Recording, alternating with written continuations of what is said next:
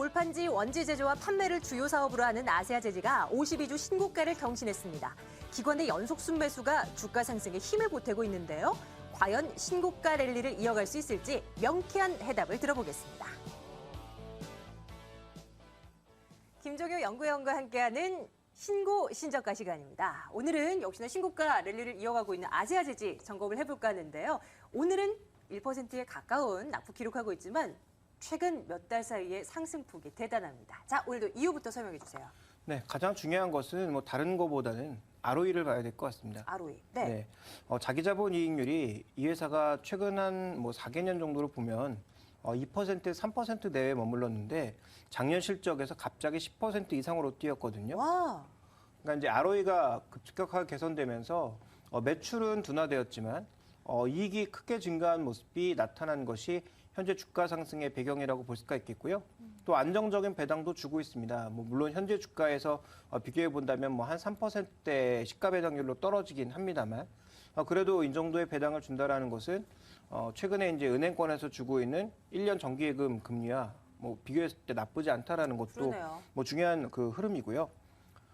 또 하나 이제 이 사업이 그동안은 여러 회사들이 계속 진출을 하면서 그렇지 않아도 사양 산업이라고 평가가 있었는데 굉장히 경쟁 강도가 높았다가 네네. 최근 들어서는 이제 경기가 좀 어려워지면서 중소형 회사들은 좀 정리가 되고 대형사들도 어느 정도 자리를 잡으면서 경쟁 강도가 축소되고 있는 흐름들 그리고 원재료 가격이 안정세를 보이면서 비용 측면에 축소가 나타나고 있다는 점 이런 여러 가지 요인들이 좀 복합적으로 작용하면서 현재 이 종목만 움직이고 있는 것이 아니라 태림 포장, 수출 포장 등 전반적인 이 골판지 업체들의 주가의 강세가 나타나고 있다는 점이 핵심이 아닌가 이렇게 좀 보여지고 있습니다. 말씀해 주신 대로, 지적해 주신 대로 이 아세아제지가 주력하고 있는 골판지 이 사업 자체가 사양 산업이다라는 지적들이 참 많이 나왔습니다. 근데 그것을 단순히 경쟁 업체들이 줄었다고 해서 이렇게나 주가가 올랐다? 이렇게 해석을 해도 되는 겁니까? 다른 이유는 없는 거예요?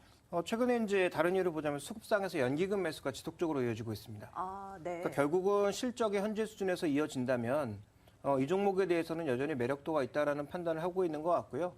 그리고 이제 연기금의 속성상 한번 산 종목들에 대해서 좀 꾸준한 매수의 관점을 이어간다라는 측면에서 보면 이 종목에 아직도 이제 상승 여력은 추가적으로 좀 남아 있는 것이 아닌가 이렇게 봐야 될 것 같습니다. 한 밸류에이션은 한 어느 정도로 봐야 되는 겁니까? 밸류에이션 여전히 낮은 수준입니다.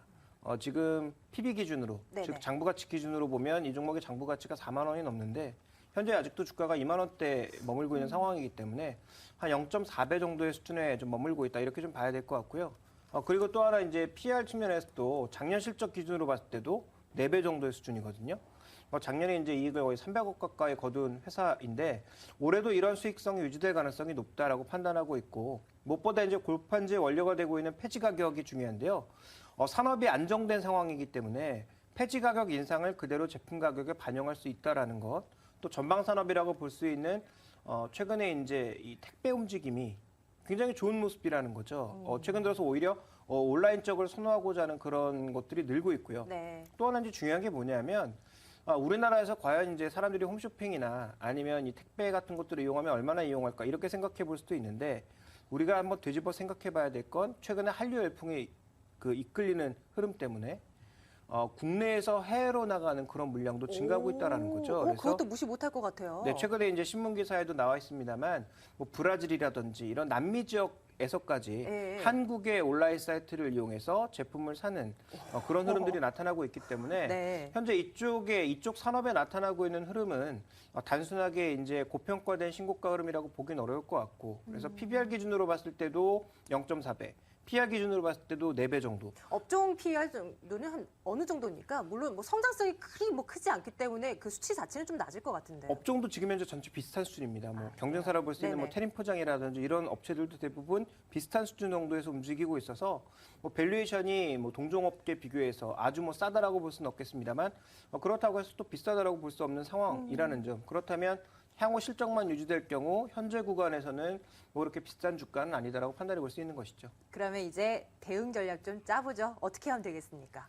이 종목의 대응 전략은 간단합니다. 일단 증권사의 추정 자료에 최근에 의하면 1분기 실적은 좀 안 좋을 가능성이 얘기가 되고 있습니다. 네. 근데 이제 폐지 가격의 상승에 따라서 전반적으로 하반기에 갈수록 제품 가격을 올릴 거다.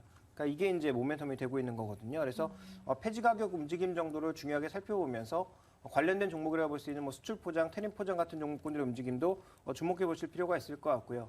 1분기 실적 발표 구간에서 일종의 변동성이 나타난다면 오히려 그때를 이용해서 사는 것이 좋겠다라고 판단하고 있고 시장에 이렇게 지수가 좀 밀리는 안 좋은 분위기가 지속되는 한 이런 개별 종목의 상세는 앞으로도 이어질 가능성이 있고 또 연기금도 최근 들어서는 실적이 부진한 대형주에 대해서는 굉장히 적극적인 매도를 하고 있거든요.